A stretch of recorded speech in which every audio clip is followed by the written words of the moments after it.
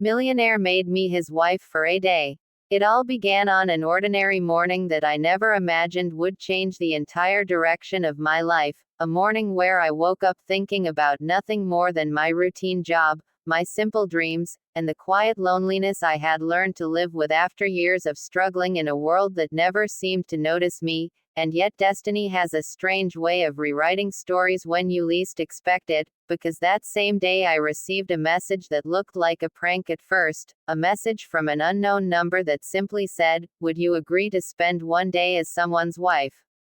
And I laughed it off, thinking it was some kind of joke or spam, but something about it lingered in my mind all day, like a whisper I couldn't ignore, until finally curiosity got the better of me and I replied just to see who it was, not knowing that this single reply would open the door to a world I had only seen in movies and dreams. Within minutes I received another message, this time introducing himself as a young millionaire businessman named Adrian Cole, a man whose name I had seen in business magazines and social media headlines, someone who owned luxury hotels, tech companies, and investments across cities I could barely afford to dream about visiting, and yet here he was, texting me like I was someone important, someone chosen, and I didn't know whether to believe it or block him immediately, but instead I stayed, half curious and half skeptical, asking him why on earth a man like him would ask something so strange,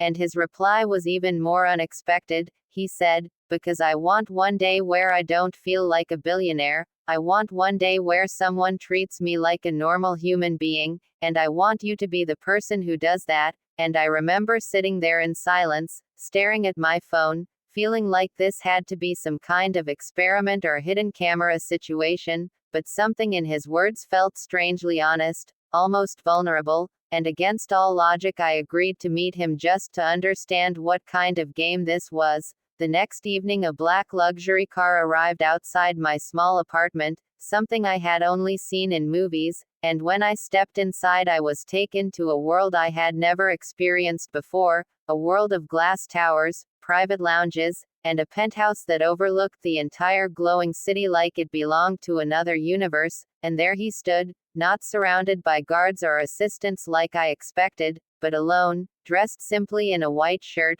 looking far less like a billionaire and more like someone tired, someone searching, and when our eyes met there was no arrogance in him, only curiosity and something almost like relief, as if he had been waiting for this moment longer than I had. He greeted me not as an employee or stranger but with a soft smile and said, "For today, I am yours to know, not to impress," and those words shifted something inside me because I had expected pride, ego, or superiority, but instead I saw someone trying to escape it all, and so I decided to play along with this strange agreement, telling him that if I was going to be his wife for a day, then he would have to follow my rules, live my way, and forget every luxury he was used to, and to my surprise he agreed without hesitation. We started the day in ways that made him uncomfortable at first, no chauffeur, no luxury breakfast prepared by chefs, just simple street food from a small vendor where I ordered for him without asking what he preferred, and I still remember the look on his face when he tasted spicy local food for the first time,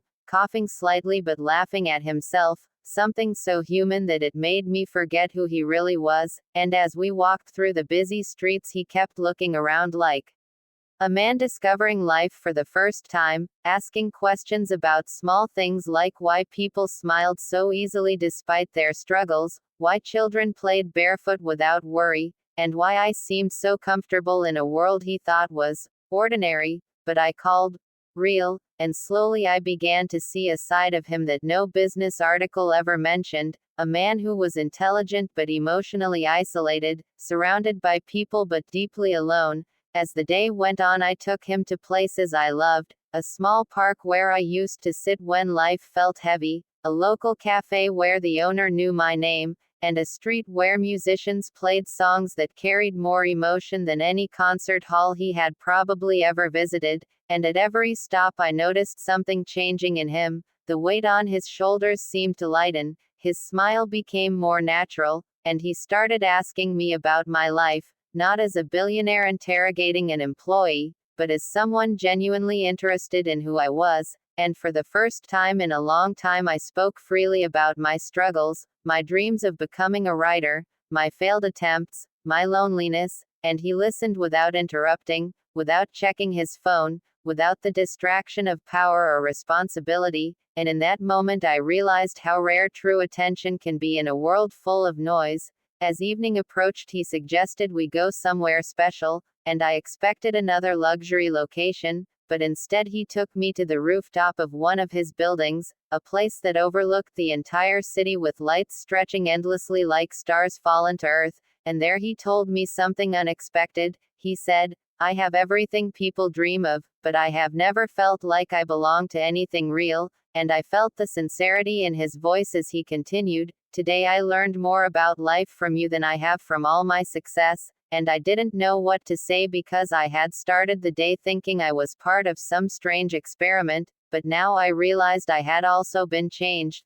There was a long silence between us as the wind moved gently around us, and for the first time the idea of time felt heavy because I knew this one-day arrangement was coming to an end, yet something inside me wished it wouldn't, and then he turned toward me and said softly, "This was supposed to be a game, but I think I made a mistake. I think I started feeling something real, and my heart raced because I felt it too, but I was afraid to admit it, afraid that someone like me could never belong in his world beyond this single day." When midnight approached, he arranged for me to return home, and the same black car that brought me into his world now waited to take me back, but before I left he handed me a small envelope and said, "Open it when you get home," and I remember sitting in silence during the ride, watching the city lights blur through the window, feeling like I was leaving behind a dream I didn't fully understand. When I finally reached home and opened the envelope, I found a handwritten letter and a check, but the money didn't matter to me at all, because the letter said, "Today I didn't need a wife for a day, I needed someone who saw me as a person, and you gave me that, but I hope this isn't the end of our story," and at the bottom was his personal number and a simple line, "If you want to continue this story, call me not as a stranger, but as yourself," and I sat there for a long time holding that letter, realizing that sometimes love doesn't arrive loudly or perfectly, sometimes it comes disguised as curiosity, as an unusual request, as a single day that changes everything, and over the following days I fought with my doubts, my fears, and the difference between our worlds, but what stayed with me was not his wealth but his honesty, not his luxury but his loneliness, and eventually I made a choice that surprised even me. I called him, not to accept his world, but to invite him into mine again, slowly, without labels or games, and what started as a wife for a day turned into something neither of us expected, a connection built not on wealth or status but on two people who met when they were both pretending to be something they were not, and maybe that is what love truly is, not perfection, not fantasy, but the courage to be seen as you are, even if it only begins with a single extraordinary day.